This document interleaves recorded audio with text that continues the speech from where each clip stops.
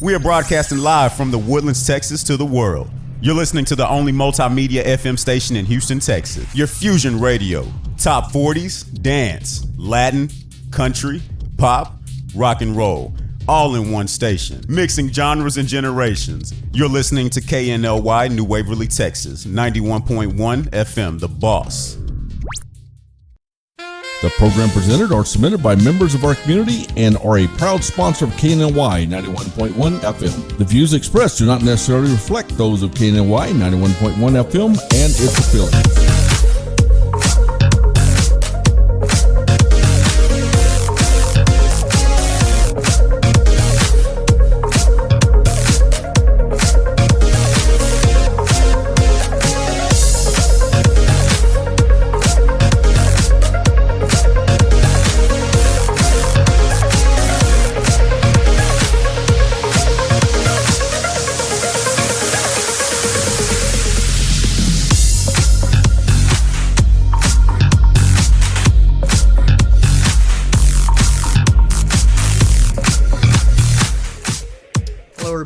Welcome to another show of Superhuman with Dr. V and Jason Phelps. I'm still waiting for my buddy Jason Phelps to get here. I promise he is on the show. We'll be here soon. But I'm super pumped today to have guys. We really hit it off recently. We met recently, and he's got a great clinic in Magnolia, and we'll talk more about that. But is Dr. Justin Hogan, and we kind of recently became friends, colleagues, and really look forward to working with him a lot more. But he's a founder of LV Wellness and Aesthetics in Magnolia. Just a little bit about a background. I'm not gonna I'll let you really tell about your background. But he completed his internal medicine training at Tulane affiliated Baton Rouge General in Baton Rouge. Like myself, he's really, really dedicated. We had this talk right before. He really dedicated his practice to constantly pursuing all the latest advances, in the growing field of medicine. One of the things that stuck out as I read, his really good website. If you get a chance, go check his website. It's awesome. It's something I completely agree with, and that's and we just talked about this. It's something that I talked about in my doctoral research. Is that the average doctor spends PCP, any doctor spends about anywhere from 13 to 16 minutes. I think the national average talk time was like 17.2 minutes. With average talk time between patient and provider being 5 minutes for the patient and 5 minutes for the doctor. There's no way that we can get to the root of usually a patient's problem in 17 minutes. I mean, I'm not going to heal his diabetes, his high blood pressure, a lot of the problems, his hormonal, issues. So, we both really believe in getting to the root of the problem. As I said before, there's no way to do that with kind of the 15-minute Band-Aid medicine. So I think that's why a lot of our beliefs kind of resonate. And, I've really gone into health and wellness for a lot of those reasons, and preventative is kind of the way to go. But, cardiovascular disease, diabetes, obesity, hormonal issues are just one thing. It's not just one thing, it's a lot of things. Okay, so treating everything separately is just not going to really help the patient. So we both kind of really believe in kind of integrative medicine. So really, thanks for coming on the show. I'm super excited about this talk. I'm really going to pick his brain about a few things. But why don't you tell us a little bit about your practice and your background? So we opened up our doors, I would say, right about 3 years ago. And I think, kind of like you said, whenever I was going through residency, my biggest thing for me that I was having issues with was seeing patients for 15, 20 minutes, not really being able to diagnose and treat them at the same time. A lot of patients were actually asking for nutritional consults. You do not have time to do that. Yeah. Where you're seeing 15, 20 patients at a time. So I wanted to develop a practice that it's not only a one-stop shop, but I'm actually able to not be able to or even worry about looking at the clock, but spending the time with the patient, because talking, I think, is a lost art of medicine. If you can't sit and talk with your patient and listen, then you'll never figure out the problem. And that was kind of one of the big things that all of our attendings always taught us, is to go in and talk to the patient. Before you even read the note, before you see the labs, talk to the patient. Because talking to the patient, a lot of people just go off lab values. And as you and I both know, as far as lab values go, we try and focus a lot on basically just listening. I do a lot as far as hormonal balance goes. I think nutrition's a big one. I think a lot of people always come into our practice concerned about what's the next diet. We try and teach our patients basically to eat for their health and just not focus on a diet so much. Just like Dr. Richard Harris said last week too, it's like diet is king, Yes. right? Yeah. Diet, nutrition's king, exercise, activity's queen. They're both important, but you can't do one without the other. And like you said, talking to a patient, sometimes it's 45 minutes in, that they'll say something that sticks out, like, oh, by the way, I had bulimia, or I had and all of a sudden it kind of changes your direction. But yeah, I mean, it just, I'm real interested in your practice. Very interested in practice. No, I mean, I definitely appreciate that. I think educating patients is also key. I mean, you want to be able to have that communication. We have a lot of communication back and forth, email-wise, phone as well. And it's just reteaching patients how to live better and how to eat better. Re-education's huge because we're spending most of the time, sure, like you're unteaching what's been taught, Correct. or what they believe. Yeah. And as far as the labs, I go over I want them to know their numbers, because too many times they come in and they say, well, I have this. Yeah. And I said, well, what's your number? And they said, well, I don't know. They never went over it, or they never told me this. Or they said it was normal. It was normal, yeah, or within normal range, yeah. Correct. I mean, I always teach patients that there's a normal range, but like, what is your optimal? Because every patient's optimal is completely different. So you use the number as a guide, but not as a stand fast rule. So I think that's the big difference. Yeah, and I heard it said at a conference one time, like, nobody wants, don't be normal. Like Homer Simpson's normal, like we don't want to be normal. We want to be, everybody wants to live optimal, and everybody, right now, that we have so much technology. We have the ability now, but we have to actually seek it out. What's crazy is, like, the info's there. Like, if you're just like me, like, you love to read. Yeah. I love to read, study. So the info's there if people choose to not just be bogged down in what was taught like 20 years ago. So, Or they just get lost by Googling. So Googling, I always tell patients it's nice to educate yourself, but it's you need the right teacher. Yeah. And so we try and be that teacher for our patients to teach them the right things on how to eat better. But also, everyone's different as far as eating goes as well. Everyone's genetics are different. You can't stop aging. You can't stop your genes that you were given, but you can stop how they're set off. Yeah. All the triggers, and that's what. But again, it goes back into education. It goes back into education. So one of the things that we're both interested in, and we're going to kind of touch on, won't spend a lot of time, because we really want to get into the stem cells. I really want to get into kind of the hormonal issues we were talking about. But we're both interested right now in this supplement called Virofen. Virofen, and I stress it every time I bring it up, guys. Virofen is not something that was brought up or is being brought out as a response to the coronavirus. Okay, so it's not capitalizing on anybody's fears or anything. It's a supplement that's been out for 6 plus years, and it's a natural supplement. And we kind of went into it last week, so I won't go back into it. But it's basically humic acid and L-lysine. So a lot of the studies, you read them, I read them. We spent a whole week reading them. So what was your take on, as far as like the studies and the data on the supplement? So the biggest thing that obviously Chase and I also had this discussion as well. I mean, looking at the literature and looking at the studies that literally date back to, I would say, the late 60s. But humic acid in itself, the way I read it, and the way it was tested against several viruses that y'all talked about last week, influenza, H1N1, etc., Hepatitis, is that it actually helps, or has been shown to actually inhibit the binding. And so that's what we always teach patients, is that viruses are organisms, but they have to invade and infect the cell. Yep. If you can block the binding or block the absorption into the actual cell itself, and that's what we saw with every single study, is the humic acid actually coats the virus to inhibit the binding. And I think Chasen said this very, very well. The Velcro analogy. The Velcro analogy. So nice.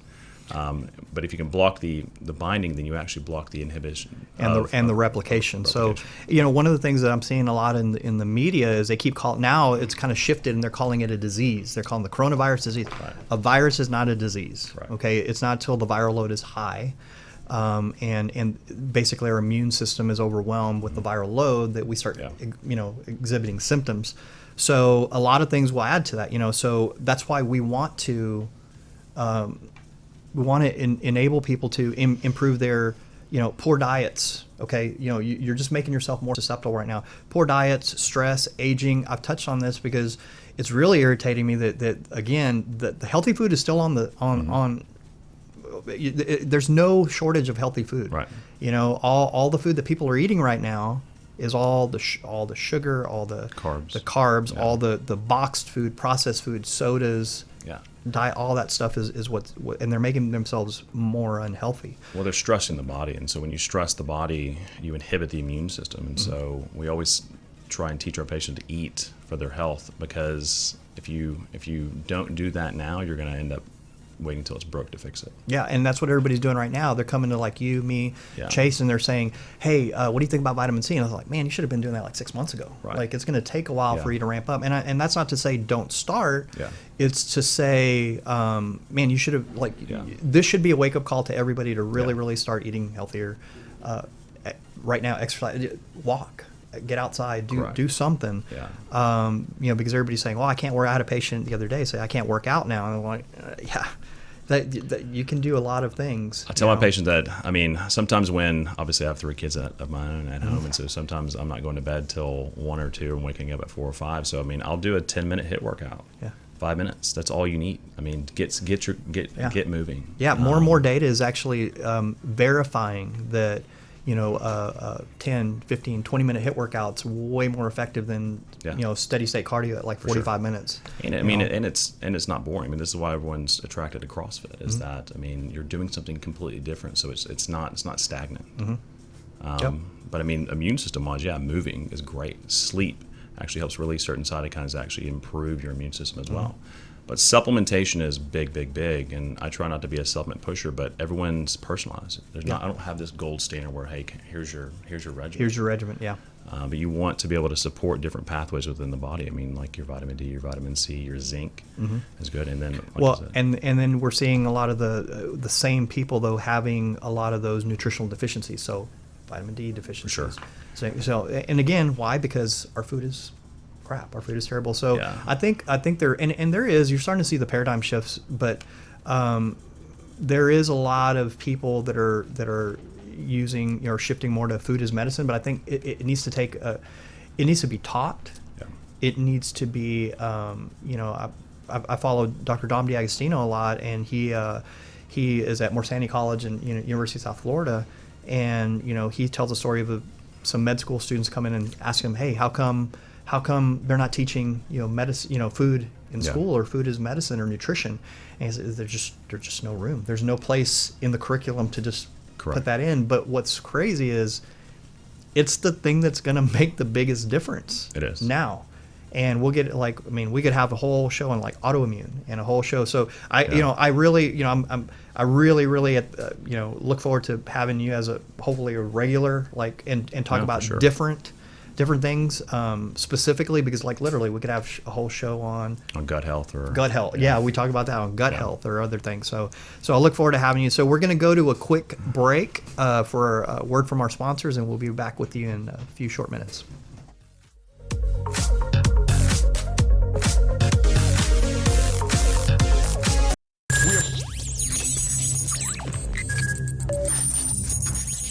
We are broadcasting live from the Woodlands, Texas to the world. You're listening to the only multimedia FM station in Houston, Texas. Your fusion radio. Top 40s, dance, Latin, country, pop, rock and roll. All in one station. Mixing genres and generations. You're listening to KNLY, New Waverly, Texas. 91.1 FM, The Boss.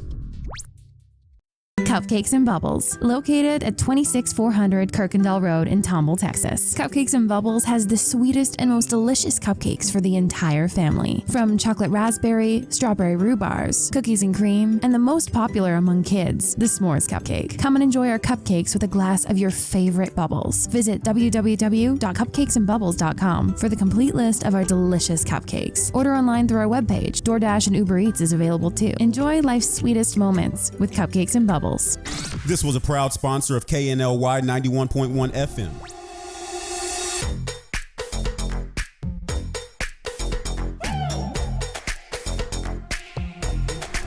It started as a dream.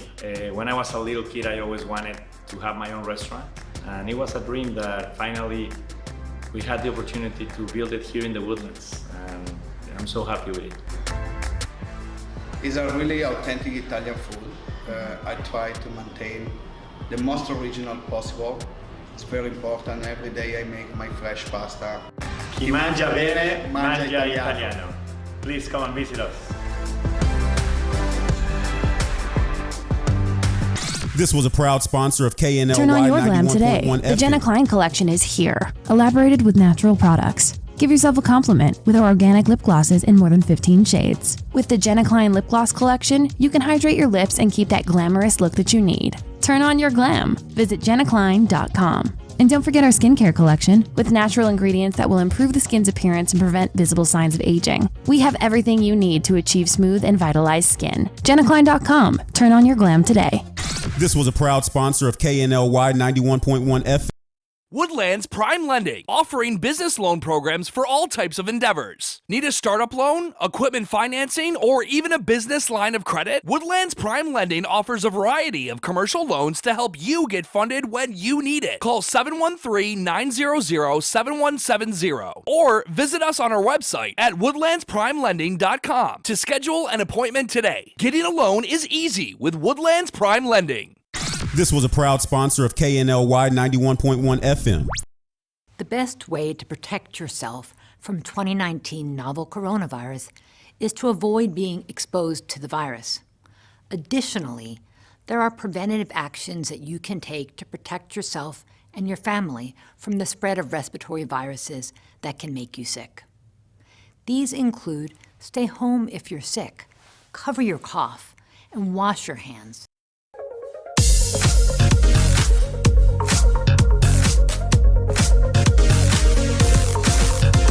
Welcome back, everybody, to Superhuman with Dr. V and Jason Phelps.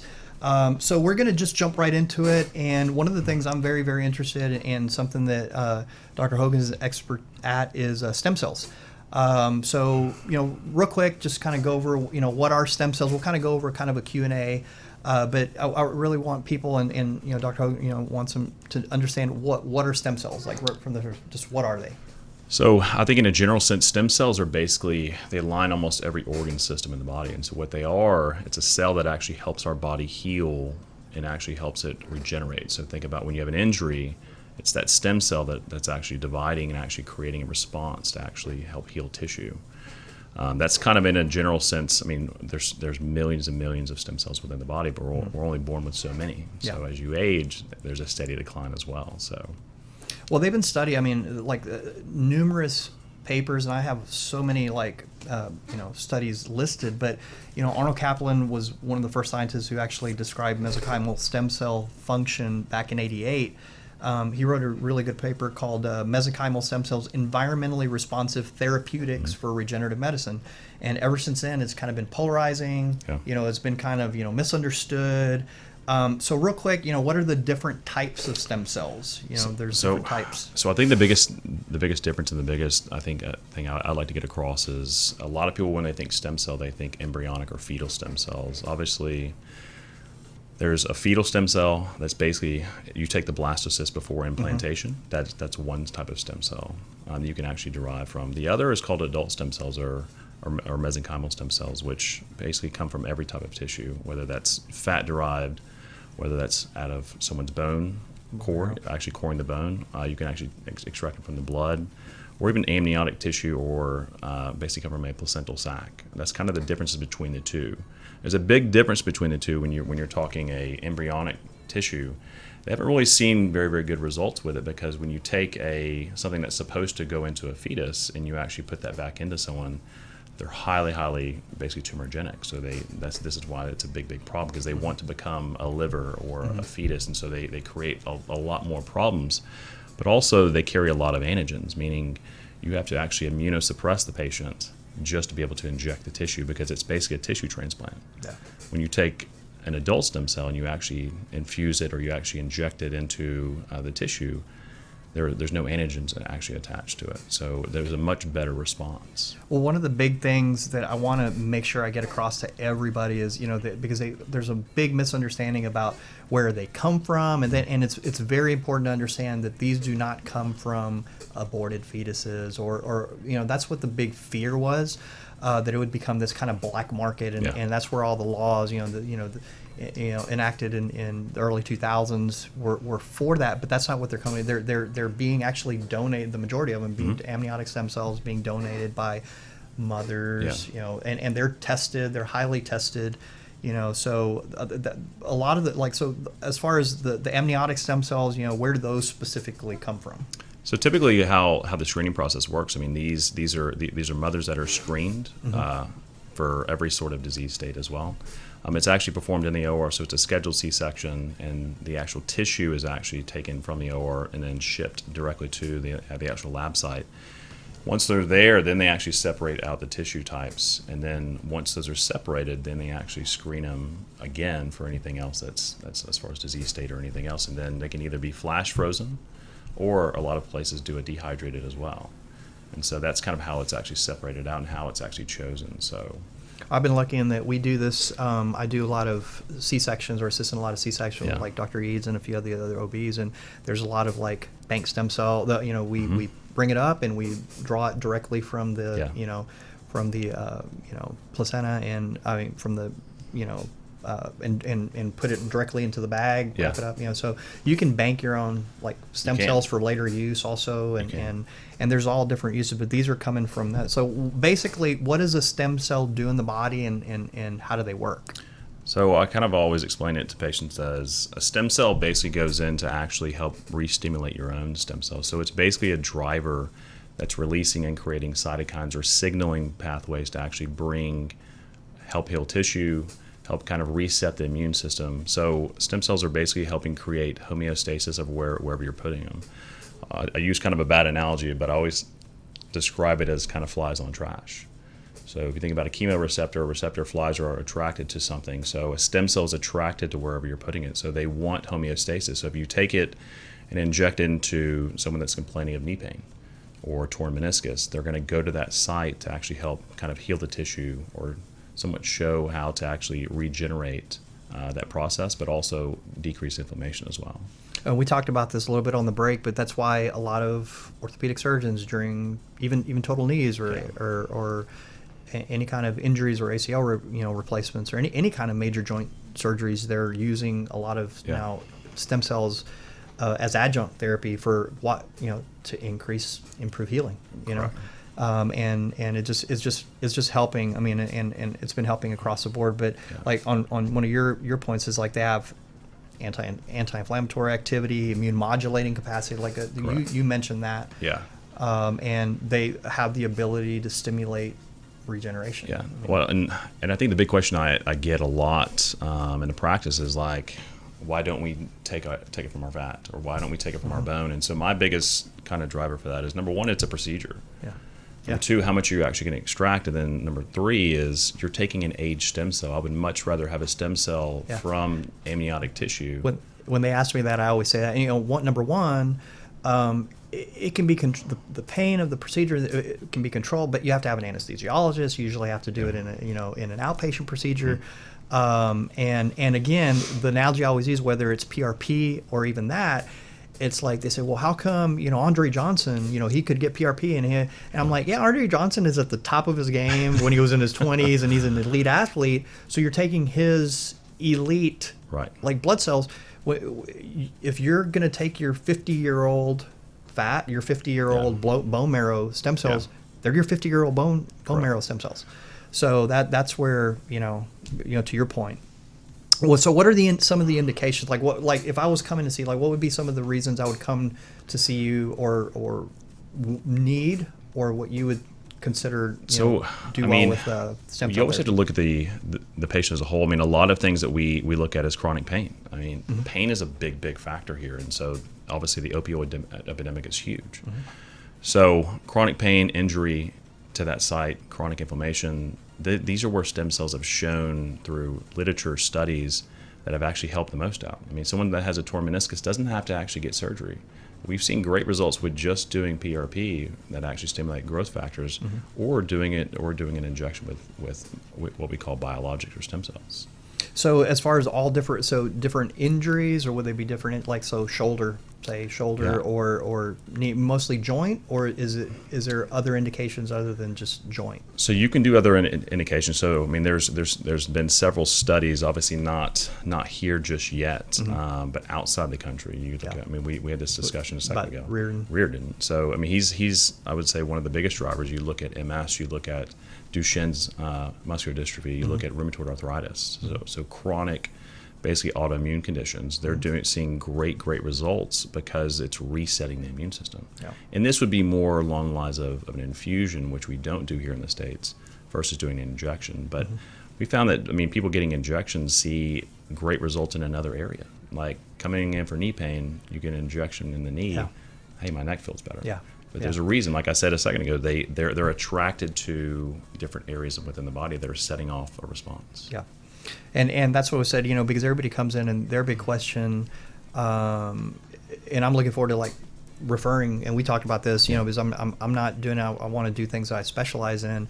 My specialties lie in other things, but like I want to have a place to refer them as far as stem cell. But I still read the data, the literature on it, because I want to know what I'm talking about if a patient asks. But as far as like they always ask, is it a miracle cure and this, and I'm real quick to tell them, no. Stem cell therapy, it's shown promise and rapidly, there's a rapidly growing body of scientific data, just like we talked about Reardon and a lot of other people.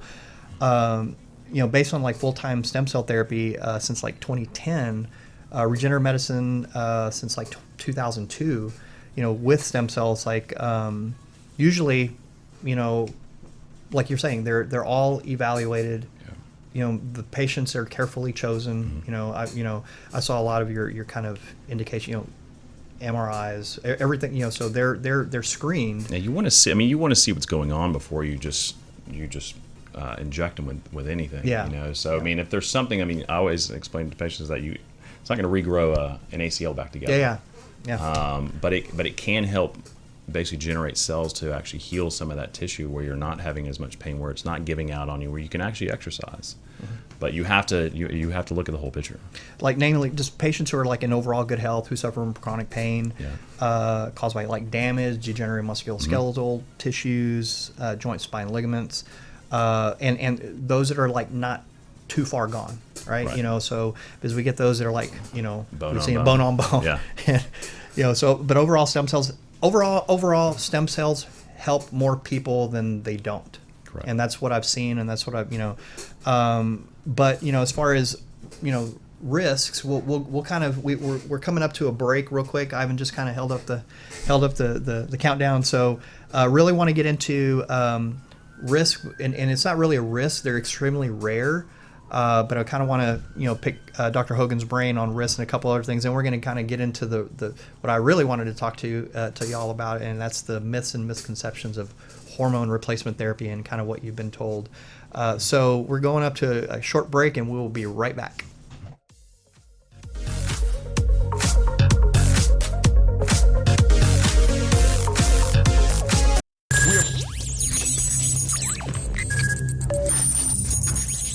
We are broadcasting live from the Woodlands, Texas to the world. You're listening to the only multimedia FM station in Houston, Texas. Your fusion radio. Top 40s, dance, Latin, country, pop, rock and roll. All in one station. Mixing genres and generations. You're listening to KNLY, New Waverly, Texas. 91.1 FM, The Boss. Turn on your glam today. The Jenna Klein collection is here, elaborated with natural products. Give yourself a compliment with our organic lip glosses in more than 15 shades. With the Jenna Klein Lip Gloss collection, you can hydrate your lips and keep that glamorous look that you need. Turn on your glam. Visit jennaklein.com. And don't forget our skincare collection with natural ingredients that will improve the skin's appearance and prevent visible signs of aging. We have everything you need to achieve smooth and vitalized skin. jennaklein.com. Turn on your glam today. This was a proud sponsor of KNLY 91.1 FM.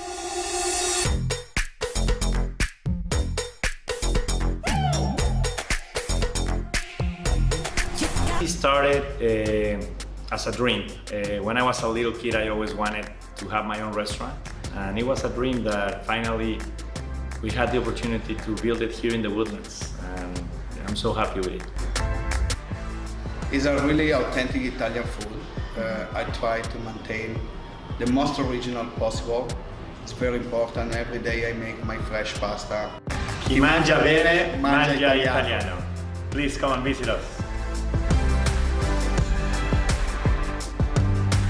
This was a proud sponsor of KNLY Cupcakes and Bubbles, 91.1 located FM. at 26400 Kirkendall Road in Tomball, Texas. Cupcakes and Bubbles has the sweetest and most delicious cupcakes for the entire family. From chocolate raspberry, strawberry rhubars, cookies and cream, and the most popular among kids, the s'mores cupcake. Come and enjoy our cupcakes with a glass of your favorite bubbles. Visit www.cupcakesandbubbles.com for the complete list of our delicious cupcakes. Order online through our webpage. DoorDash and Uber Eats is available too. Enjoy life's sweetest moments with Cupcakes and Bubbles. This was a proud sponsor of KNLY 91.1 FM. Do you feel that your energy costs are unnaturally high? Do you want to fortify your building and keep it strong and secure for years to come? Then NRG Spray Foam Installation is the answer you're looking for. Our unique foam installation is made to help our customers save in energy, prevent gas, air, and moisture infiltration, as well as helping with general stability in your building structure. Call us at 713-936-3021 or visit us online at nrgfoam.com for more information. NRG Spray Foam. Building green, living green. This message was from a proud sponsor to KNLY 91.1 FM. It's time to change. If you like country, we play it. If you like pop, we play it. If you like Latin music, we play it. If you like rock and roll,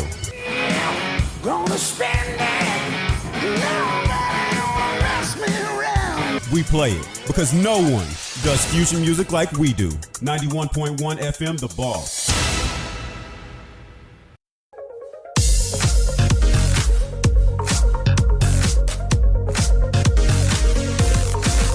Welcome back, everybody. And again, we will just jump right into it because there's a lot of info I want to get through. But just continuing on with stem cells, the risks are very, very rare.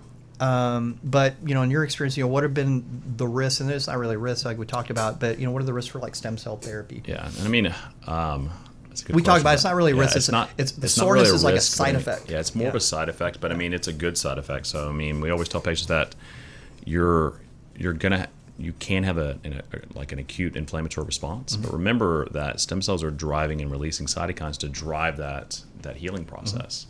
So you may feel worse initially within the first 7 days. You may hate me.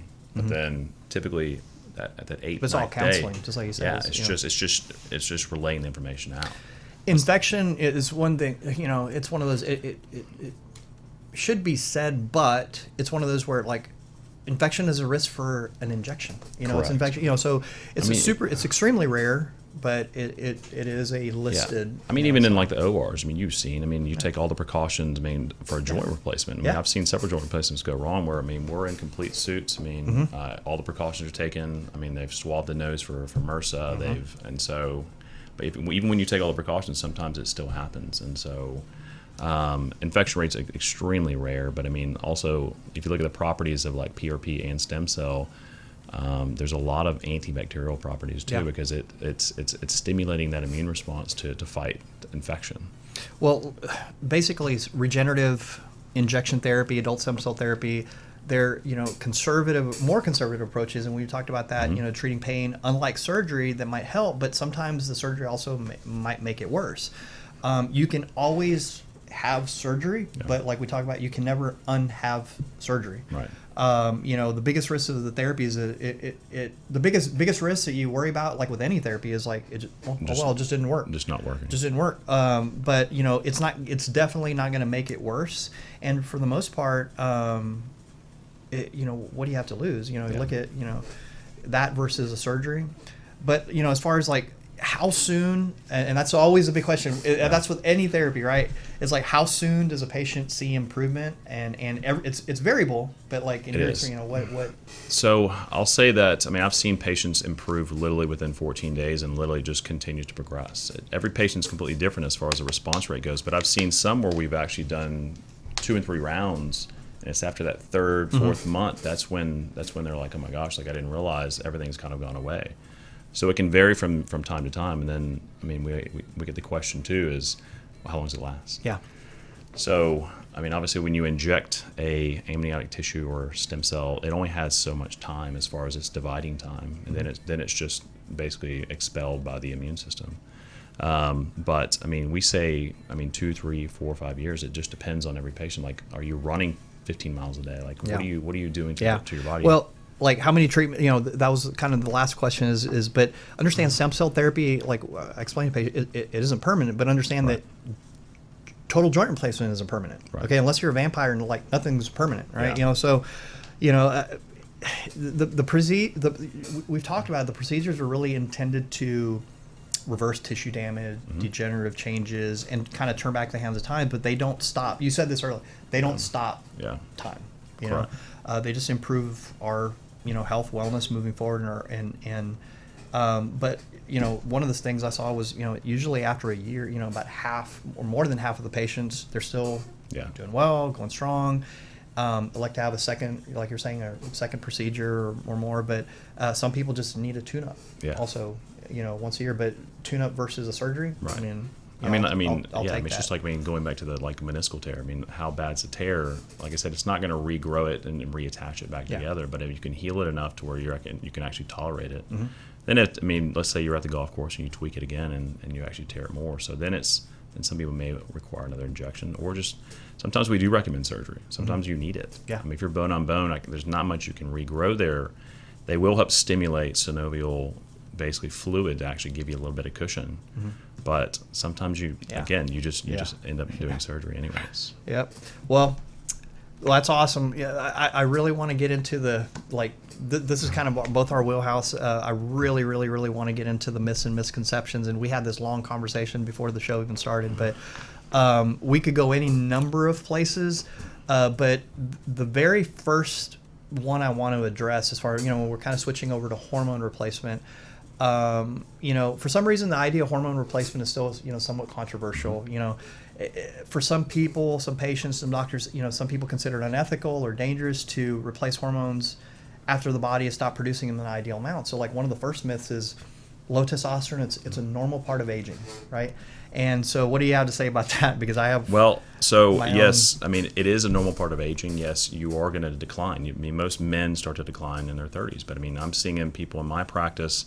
Everywhere from 27 to early 30s. So yes, it is going to decline, but then where do you feel optimal? Yeah. So that's the goal, and so you want to keep your testosterone levels up high enough to where they're protective. They're actually helping. This is where the I think a lot of people jump on, where they're like, well, is it going to cause prostate cancer? And that'll be that's a big one we're going to really, really go over. But we buy into this myth that since our bodies naturally begin producing lower levels of some hormones as we reach middle age, the only option is to kind of accept it and stoically face a swift decline. But the problem is whenever we become our hormones go low, we don't just become infertile.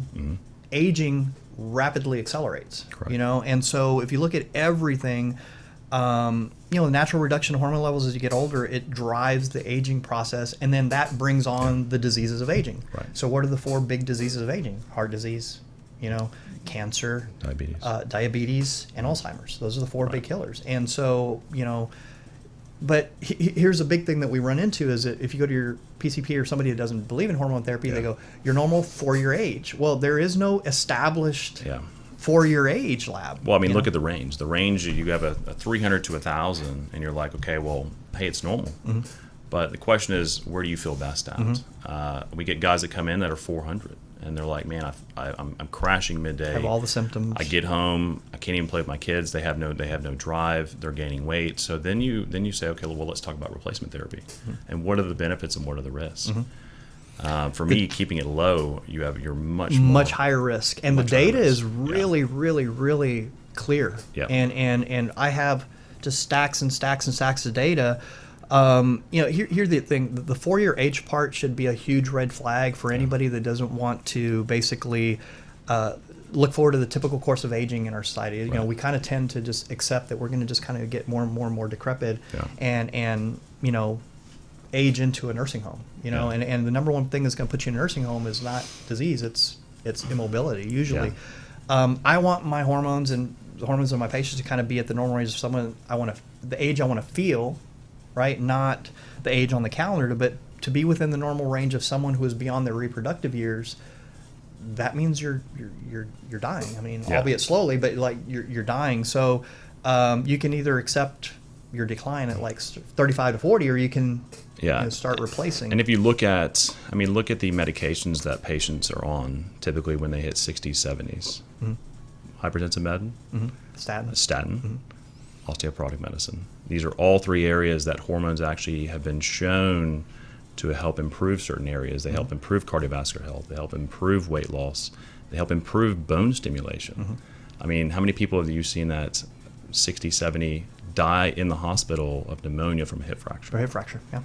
It's almost like a death sentence, you know, if they're 65 plus and they have a hip fracture. But it's been shown like I think one of the studies like 8.3% a year that testosterone grows bone or maintains bone density. The big one I really want to get into is myth number 2 is like testosterone causes prostate cancer. I could speak on this like subject ad nauseum, as there's so many studies, especially recently, they kind of debunk it. You know, the most notable is like Dr. Abraham Morgentaler. He's a Harvard-trained urologist, studied testosterone the last 30, 40 years. He had a landmark kind of research article entitled Destroying the Myth About Testosterone Replacement in Prostate Cancer, and he established 3 main points. Low blood levels of testosterone do not protect against prostate cancer and indeed may increase risk. 2, high blood levels of testosterone do not increase the risk of prostate cancer. And 3, treatment with testosterone does not increase the risk of prostate cancer, even among men who are already at high risk for it. And again, like I have, there's study after study after study, and they're all recent studies. But it's this long-held belief, and it's based on animal studies from 1944.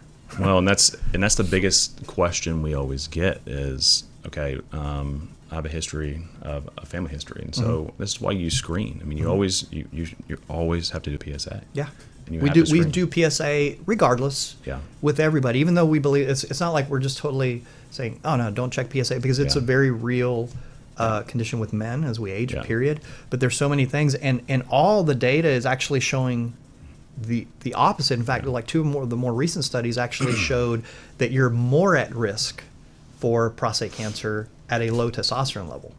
And basically, you know, Abraham Morgentaler went on to say that the long-held belief that raising total testosterone levels necessarily causes rapid and universal growth of existing prostate cancer has not been supported by the existing data.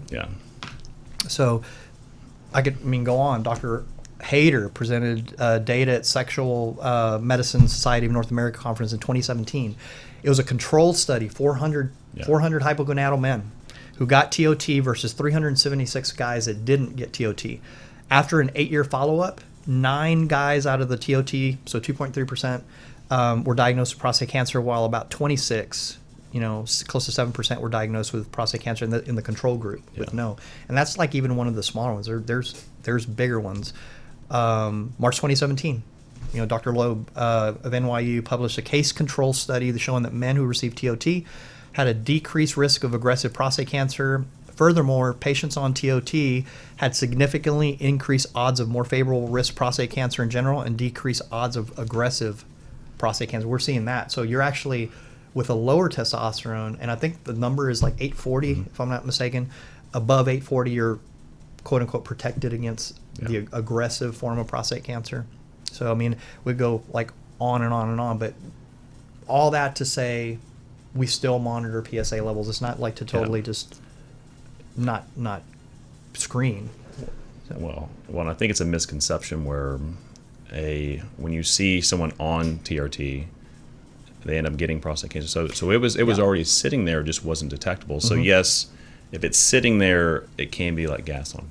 Gas on. Yeah, well, that's what we've always said. Yeah. But that's why you screen always regularly, and then you're looking for other symptoms as well. And then even on the flip side, there's a lot of studies currently going on where they're actually using testosterone replacement therapy to treat or estrogen, to treat prostate cancer. So we're going to finish up in just a second. We're coming up to one more break, our last break, and we'll be right back.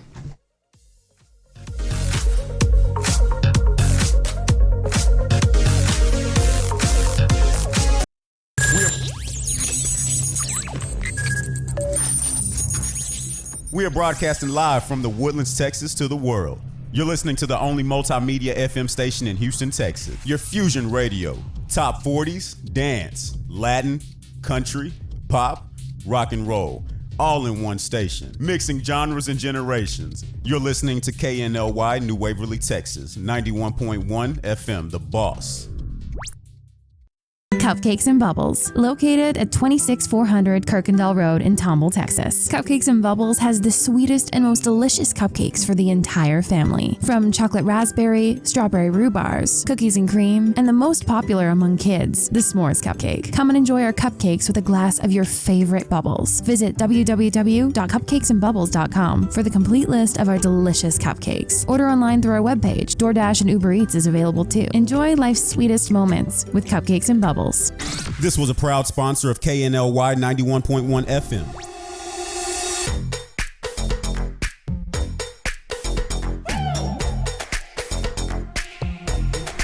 It started as a dream. When I was a little kid, I always wanted to have my own restaurant.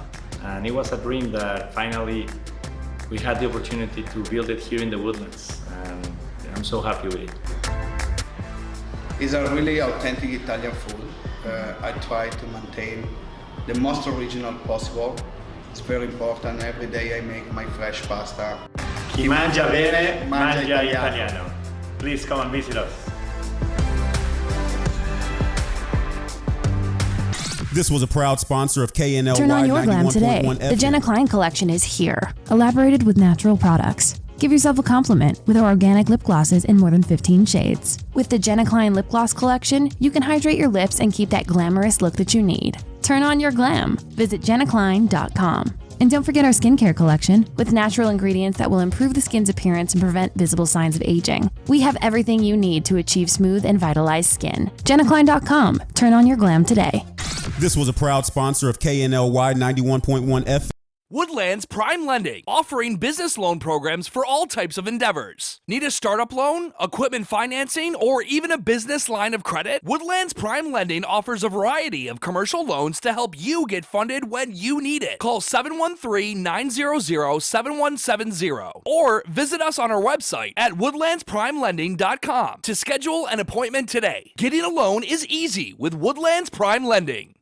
This was a proud sponsor of KNLY 91.1 FM.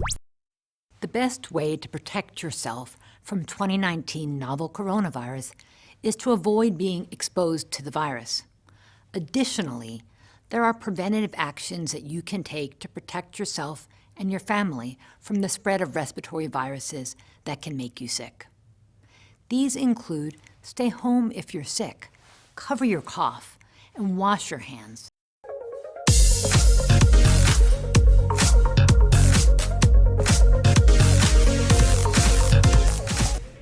Welcome back, everybody. We will continue right on with the myths and misconception. Another big one, right along with prostate cancer, that we both see a lot of is that TOT or testosterone optimization therapy will raise blood pressure, or it's bad for the heart, and basically the data is overwhelming now as far as cardio, that increases cardiovascular events and or disease. But a lot of it is based on the testosterone in older men study, and also the JAMA article, which actually has already been debunked and seen as like very, very, very, very flawed. So what's your take on that? I mean, my take on it is, if you look at testosterone and actually what it does within the body, it helps improve insulin sensitivity. And so we know this, if you can improve someone's insulin sensitivity, it actually helps improve weight loss. So weight comes down. What's the first thing they tell their patient to actually lose weight to help with blood pressure? Drop the weight. Yeah. If you drop the weight, it actually improves blood pressure regulation. You and I were just discussing about cardiovascular function and cardiac output. The heart's a muscle. So if you can stimulate muscle growth, it can actually improve basically cardiac function. So if you take a heart failure patient there's been several studies on this as far as a heart failure patient on TRT actually helps improve cardiac output. That's the treatment of choice. I misspoke there. That's the goal of helping correct someone in heart failure is improving output. So they need help with basically cardiac function. And so if it can improve it, then I don't see why that's bad. And there's a whole lot of there's a whole cascade of how it works with improving blood flow and but and basically like the gold standard for any study is a randomized control study and in a big randomized placebo-controlled study, it showed that TOT does not increase the incidence of cardiovascular disease or events such as MI, stroke, or angina. In fact, most studies now show improved survival in men treated with therapeutic testosterone versus untreated men. There's Morgan Taylor again is another expert on it, and he basically stated, he said, in summary, we find no scientific basis for the suggestion that T therapy increases cardiovascular risk. In fact, as of this date, we're unaware of compelling evidence that T therapy is associated with any increased cardiovascular risk. And on the contrary, the weight of evidence accumulated by researchers around the world over several decades clearly indicates that higher levels of T are associated with improvement of cardiovascular risk. And actually, like we talked about, there's a big study on reduced overall all-cause mortality. But that one, like I said, we'll talk a little bit. There's one section a little bit further down, but this is a myth. Prevailing thought that you have to cycle testosterone. And I know your thoughts on it. I know my thoughts on it. There's no such thing as cycling testosterone in a person that has a clinical need for it. A big difference I tell patients all the time is like there's a very big difference between juicing and PEDs and bro science and proper hormone replacement. So what do you see with your patients? This is more my younger generations that always ask this. They're like, should I come off? And so, number one, we can talk about, this will be another topic. If it's already, your baseline is 450, it's not, once we come off, it's going to just go right back down. So the half-life of injectables, we all know the half-life. And so it's going to go back down if you stop or stop. Why stop if you feel better and you're actually more protected? So there's no reason to cycle on and off. And we put it, what I say, once a person has decreasing natural testosterone production, it really is, and I tell them, I said, it's something that should be maintained for life. Like there's different options. If they're younger, then there's different options. There's different therapies we can do. Guys, oral testosterone boosters not being one of them. Okay, understand that they do not work. In some studies, like we could go on to all like Tonkat and D-aspartic acid, all these things. They may raise it temporarily, 50, 100 points, but it doesn't raise it. So stay away from testosterone boosters. But what I tell patients, the benefits of lifelong testosterone replacement are so strong that there would have to be a really, really, really compelling reason to ever stop therapy. And that being something like an aggressive form of metastatic cancer. But the overwhelming kind of positive biological benefits that exist for patients, like physical, not just physical, mental, like it's really potent nootropic, would make it like just completely illogical to stop if and when you start. So just understanding that our natural testosterone drop is 1 to 5% a year, depending on lifestyle. So. When starting and stopping, it's just that you want to keep a good hormone balance and keep it steady. You want a nice steady state. And so, like when we're doing injectables for most men, and I'm sure you do this as well, is that I've even seen some specialists recommend injecting every 2 weeks. We know the half-life, it's already gone. I've seen it a month, and they come in and I've seen them give a patient once a month. And they even feel worse when you give them this massive dose of testosterone. So we always like to split it. So when you inject, let's say Monday, you go up, it's a nice little plateau, it's going down, you inject on the Thursday. It's a steady state. And that's what you want with any hormone. This isn't just testosterone, this is estrogen, progesterone, and everything else. And like I said, we could do a whole show on just like female hormone. So I tell patients is, guys are easy. It's just testosterone. Like women are hormonal beasts, so it's kind of like you got to tweak them this way and then kind of tweak them this way, and it's all variable. So we're kind of coming to the end, but there's really is there any other ones that you see kind of in yours that are kind of prevailing in those misconceptions? Not that I can think of. Well, one of them that I've had, and I've had a couple of times recently, and this is what they heard from their friends, and it's not true, and I'm just debunk it right here, that testosterone replacement shrinks the penis. And I said it's totally absolutely false. The societal myth is just totally. If anything, the penis can actually increase in size and girth due to the blood flow. Going back to blood flow, testosterone actually increases nitric oxide production, and then it enhances nitrogen retention, enhances blood flow, and actually could lead to harder, better quality erections, but does not cause penile shrinkage. So anything else you want to kind of just, because we could literally rabbit hole on a lot of things. There's so many. I think one more that I thought of Yeah. was, I think, the progesterone situation. Oh yeah.